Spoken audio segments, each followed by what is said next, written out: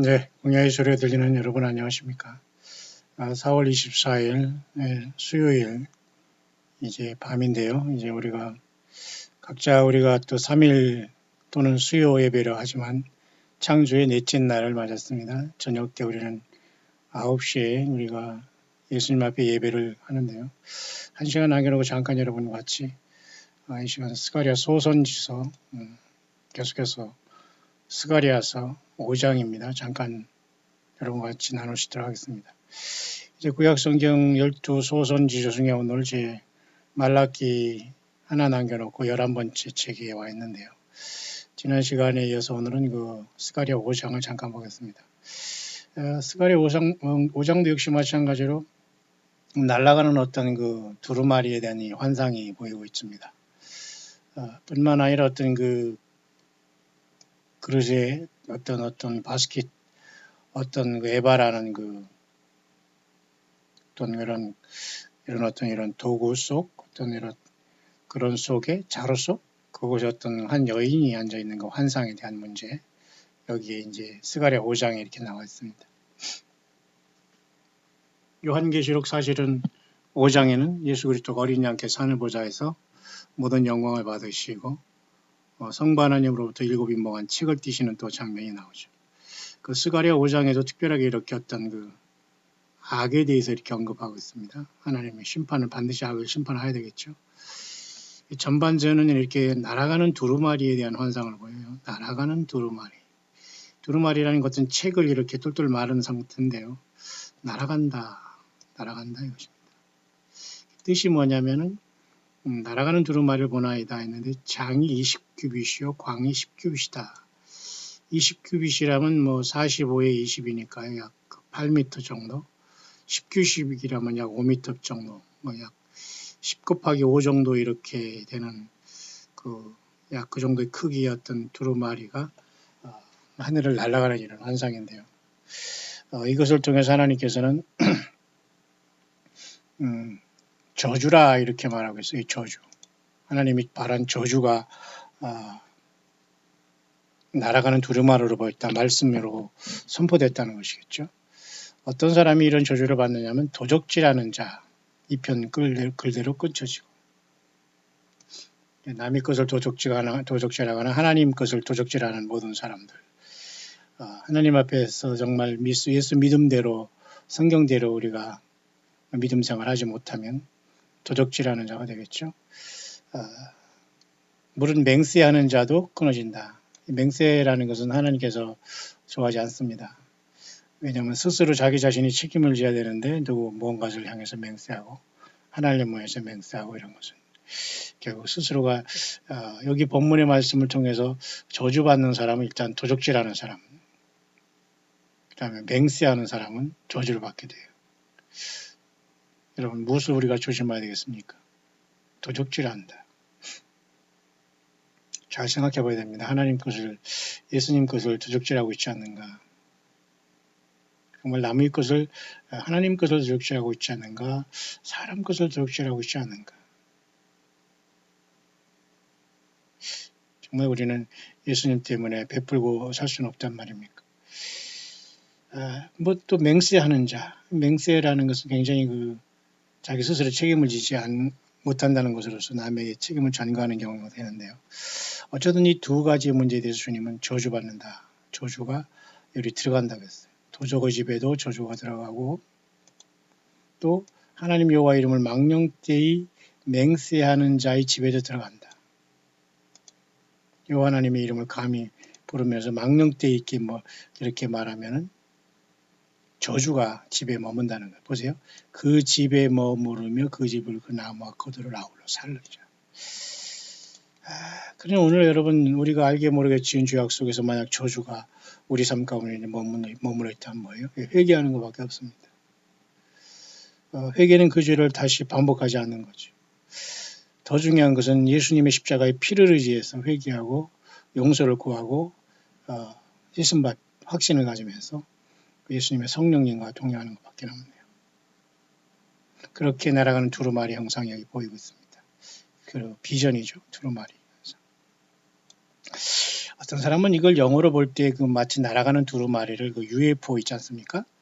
Unidentified Flying Object라고 해서 날아가는 어떤 미확인 비행 물체를 이렇게 여기 나와 있지 않냐, 날아가는 두루마리다 이렇게 보는 경우가 있어요. 굉장히 어떤 그 영적으로 굉장히 그 난해한 부분이지만은 성경에는 이러한 부분들이 들어있습니다. 그래서 그 비행 접시라고 하는 동, 뭐 UFO라고 하는 동, 외계에서 온 어떤 외계인이라 하는 이렇게 많은 사람들이 아직도 해답을 구하지 못하는데요. 어쨌든 성경에서는 이것을 날아가는 두루마리로 환상을 보았는데 스가랴는 이것은 여호와 하나님께서 온 지면에 발한 저주다 이렇게 얘기하고 있어요. 그러니까 이 저주의 어떤 하나님의 타켓이 되지 않기 위해서는 도적질하지 말아야 되겠죠. 하나님의 이름을 망령되이 일컫지 말아야 되겠죠. 오늘날도 요즘 마찬가지로 하나님 예수 그리스도 이름을 망령되이 읽거나 예수님을 믿는 사람과 예수님 자신과 성경을 모독하거나 예수 믿는 사람을 욕하거나 그저 계속해서 이렇게 하는 사람들은 쉽게 말해서 저주가 머물러 있는 겁니다. 그러니 그 사람이 될 수가 없어요. 세상적으로 어떤 형통한 얘기를 하는 게 아닙니다. 주님이 오실 때에 음부에 떨어지고 불못에 가는 거죠. 구원이 없다는 것입니다. 후반전에 이 말씀은 또 다른 환상이 펼쳐지는데요. 그 에바라는 것은 어떤 그 곡식을 담아두는 어떤 그 주머니 같은 뭐라고 할까요? 그릇을 얘기한다고 합니다. 그래서 약간 이 그 아귀가 이렇게 약간 좁으면서 이렇게 내려오면서 이렇게 한 이런 어떤 그 어떤 이러한 어떤 그릇 같습니다. 에바. 여기 한 여자가 여기 이렇게 앉아 있습니다. 나비 하나 이렇게 딱 뜨더니 여기를 이제 막아버려요. 이렇게 납덩어리를. 그죠? 이 악이라는 여자가 못 나오게 한다는 거죠. 그런데 또 두 여자가 또 양쪽에서 이렇게 나와버렸어요. 여기 한 여자가 또 여기 나왔고, 한 여자가 또 여기 나와 보이는데, 날개가 있어요. 학의 날개 같은. 또 바람이 있다. 막 이 바람이 불면서 또 날개가 있으면서 뭔가 그 여기 안에, 이 병 안에, 유리 그릇 안에 있는 이것은 악이라는 어떤 여자인데 악으로 나타나요. 근데 또 양쪽에 어떤 두 여자는 악은 아니지만 이것을 들어가지고 이 에바를 신할 땅으로 옮기는 걸 보게 돼요. 그죠? 준공되면 제수 처수에 머문다. 이게 굉장히 난해한 구절인데요. 우리는 이것을 성경에서 볼 때 특히 요한계시록을 대비할 때 한 여인은 악이다 했을 때에 이것을 우리가 특히 어디서 보냐면 요한계시록 17장에 음녀로 봐야 됩니다. 광야에 나가니까 음녀가 붉은빛 짐승을 여러분 타고 있지 않습니까? 여기. 그래서 이 악으로 보는 이 여인, 여기도 여인이 여자가 그죠? 음녀로 나와 있잖아요. 악, 그죠? 이거 악이라는 것이 큰 음녀로 같이 놀아난 자가 이제 큰 성 바벨론이고 짐승인데요. 그 자들이 놀아나서 그 어떤 맺은 열매가 큰 성 바벨론인데 귀신이 초소와 각종 더러운 영에 모이는 곳이 되었다. 그러니까 이 큰 성 바벨론은 앞으로 세워진다. 아니면 뭐 이라크 중심의 어떤 바벨론이 있는 곳이다. 아니면 미국이다. 아니면 로마 캐톨릭이다. 아니면 어떤 이슬람권에서 다시 만들 뭐 두바이 어디 쪽이다. 여러 가지 말이 많아요. 하지만 지금 현재 파수꾼들이 외치는 큰 성 바벨론은 타락한 미국으로 봅니다. 그럼 미국을 이게 주저앉고 있는 여인은 이 음녀일까요? 음녀.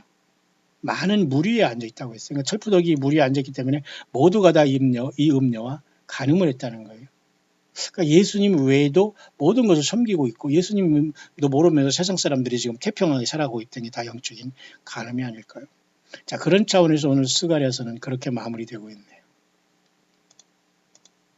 5장에 놀랍게도 한 여인이 앉았고 납으로 막아버리고 들어서 또 두 여자가 이것을 가지고 신할 땅에 가서 집을 짓고 여기서 머물러 버리게 해요. 그러니까 악이 그릇에 담아서 신할 땅에 갔다. 이 신할 땅은 또 여러분 잘 아시지만 창세기 11장에 여기 바벨탑의 사건이 있던 이곳입니다. 그죠? 바벨 땅. 여기가 사실은 신할 땅이라고 했어요. 여기 신할 평지라는 말이 나오지 않습니까? 신할 평지가 나오죠. 그러니까 신할 평지라는 건 바벨탑을 쌓는 곳의 핵심 그 엔진이라고 할까요? 핵심 어떤 중심이 악으로 여자로 표현된 악이라는 거예요. 사탄 마귀의 어떤 것을 나타내니까요. 그건 모르겠어요. 근데 이것은 요한계시록에는 또 음녀라고 여러분 나오지 않습니까? 요한계시록 10장. 근데 신할 땅에 가서 어쨌든 준공되면 거기서 완전히 머문다는 건 요한계시록 그래서 이 10조장의 음녀가 열매를 맺은 것이 큰 성 바벨론이 아니겠는가. 그러니 큰 성 바벨론이 결국은 사탄 마귀가 지배하려고 하는 적그리스도의 본산지가 되지 않겠나. 일단 큰 성 바벨론이 망한 다음에 적그리스도가 올라올 것으로 보는데 또 전체적으로는 큰 성 바벨론 세상이 완전히 멸망할 것을 또 말해주고 있어요. 왜냐하면 여기 보면 말이죠. 맷돌 같은 것이 그냥 바다에 빠지면서 더 이상 드러나지 못하게 하는 그 모습을 보여주면서 완전히 그 심판을 받아 큰 맷돌이 바다에 던지는 것처럼 세상의 심판을 얘기한다고 볼 수도 있어요. 자, 그런 차원에서 사실 스가랴 5장은 굉장히 어떤 중요한 영적인 의미를 안겨주고 있는데요. 사실 지금 중동 평화를 통해서 지금 그 적그리스도가 성전으로 적그리스도가 들어갈 그 죄악의 그 어떤 건물 성전이 된 귀신이 초소가 될 그죠? 그 중동의 평화 조약을 통해서 제3성전이 주어지고 또 시온주의자들이 지금 역시 이스라엘의 어떤 그 제3성전을 위해서 생명을 넣고 있는 현실 속에서 과연 이런 어떤 성경에 나와 있는 거죠. 저주 내지는 이런 악에 대한 이것이 도대체 지금 어디로 움직이고 있는 건가는 전 모릅니다. 다만 큰 음녀와 큰 성 바벨론이 나오고 앞으로는 짐승 세력이 나오고 또 짐승이 어떤 사람은 이 어떤 한 여인이 이 신할 땅에 가서 집을 짓고 악이라는 여자가 거기 들어가는 거 보면서 어떤 사람은 요한계시록 13장에 짐승표를 통해서 그죠? 이 짐승표를 받으면 구원이 없거든요. 그러니까 이 짐승표의 그 어떤 핵심이 이런 악과 사탄 마귀 도구로 보면서 그래서 이 사탄 마귀 음료로서 악으로서 충만된 자들은 다 예수님을 버리고 오른과 이마에 표를 받고 심판을 받게 된다. 이런 내용으로 사실 스가랴서 5장은 굉장히 난해한 구절 중에 하나입니다. 두 가지가 있죠. 날아가는 두루마리. 저주받지 않게 해서는 도적질하지 말기를 바랍니다. 하나님의 이름은 예수님의 이름을 함부로 부르지 말기를 바랍니다. 존경하고 사랑하고 주 예수님을 사랑하고 사모하는 마음으로 찬양하시기 바랍니다. 그리고 하나님의 시간, 하나님의 물질, 우리 모든 것이 주님의 것인데 내 거라고 주장하는 것이 사실 하나라도 있으면 도적질하는 자가 아닐까요? 내게 어디 있습니까, 여러분? 다 예수님께서 만들어주고 예수님 것인데 우리가 틀켜주고 있다면 도적질하는 거 아닐까요? 저주받은 거죠. 예수 믿는 사람들은 내 소유가 없어요. 나조차도 예수님이 피를 핏값으로 사주셨는데 내가 나를 위해 살 수 있습니까? 예수님 위해 사는 겁니다. 저주의 반대리. 그러니까 예수님 안에 있는 사람은 복이 있는 것이고 하나님을 기쁘게 하시는 사람들은 예수님을 믿는 저와 여러분들이에요. 그런데 이제 결국은 그 반대로 이와 같이 악이 여인으로 표현되고 있어요. 비유가 아닌 것 같아요. 정말 요한계시록에 음녀가 나오잖아요. 그럼 앞으로 짐승표도 이와 같이 사탄 마귀가 이 땅에 짐승인 적그리스도와 거짓선지자를 통해서 사탄 마귀가 화육된 적그리스도를 섬기라고 할 때에 오른손과 이마의 표를 강요하는 것은 바로 이와 같이 많은 큰 성 바벨론의 그 타락한 그 핵심이 됐던 그 바벨론의 음녀의 비밀이 아니겠는가. 그래서 요한계시록 17장에도 이마의 이름이 기록되어 있으니 비밀이라 큰 바벨론이라 땅의 음녀들과 가정한 것들이 옵니다. 성도들의 피와 예수의 증인들의 피에 취한지라. 그래서 이미 스가랴가 그것을 본 것일까요? 어쩌면 악이라는 것이 지금 신할평제하거든요. 적그리스도가 어디에서 본부를 뜰지 모르지만 성경적으로 보면 예루살렘의 성전에 앉아서 세상을 호령한다고 하니까요. 그리고 두 중인도 이 땅 예수님 십자가에 못 박힌 예루살렘에서 죽임을 당하게 되지 않습니까? 결국은 사흘 반 만에 부활해서 승천하겠습니다만. 자, 그렇게 스가랴서 5장은 이어져 있네요. 계속해서 스가랴 나머지 14장까지 그 다음에 말라기까지 보면 또 소선지서 12권이 또 다 끝나게 됩니다. 모쪼록 참으로 흉흉한 시대를 만났습니다. 이 모든 것을 죗값을 주님의 핏값으로 예수님이 제공하시고 저와 여러분들을 십자가에 흘리신 피로써 예수님의 피로써 구속하시고 죄의 씻음 받게 하셨습니다. 많은 세상에 흉흉한 일들이 세상에 많이 일어나고 있지만은 더욱 저와 여러분들은 차분하게 자기 주어진 현실에서 예수 그리스도를 찬양하시고 예수님 때문에 고통받는 이웃과 동역자를 도우시고 기도하고 그리고 예수님과 상관없던 어떤 종교생활과 거짓 선지자들 그리고 성경을 떠난 어떤 것에서 여러분들이 마음과 시간과 눈과 그 모든 것들을 뺏기지 말기를 바랍니다. 성경 66권으로 충분하고 예수님을 증거하고 예수님 안에 있을 때 우리는 주님이 언제 오시더라도 주님 앞에 부름받을 수 있다는 분명한 확실한 믿음을 갖고 특별히 2019년 굉장한 격변의 시절에 우리는 와 있습니다. 저 여러분들 언제든지 주님 오실 그 순간까지 낙심하지 마시고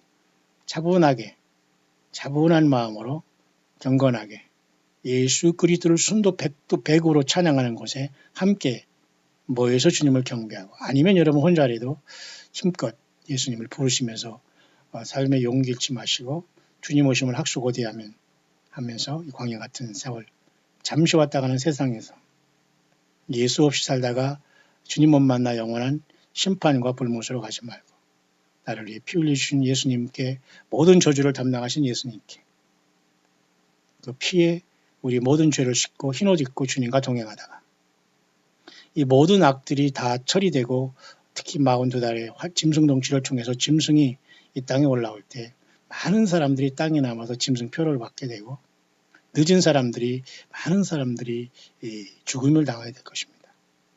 그러나 예수님 믿는 저와 여러분들에게는 주님께서 순식간에 변화시켜 공중에서 주를 만나게 하고 하늘의 열린 문을 통해서 우리를 부르시게 될 것입니다. 예수님 분명히 약속을 지키실 겁니다. 너희는 마음에 근심하지 말라. 하나님을 믿으니 또 나를 믿으라. 내 아버지 집에 거할 것이 많도다. 예수님 하나님 아들 자신께서 이렇게 말씀하시고 계세요.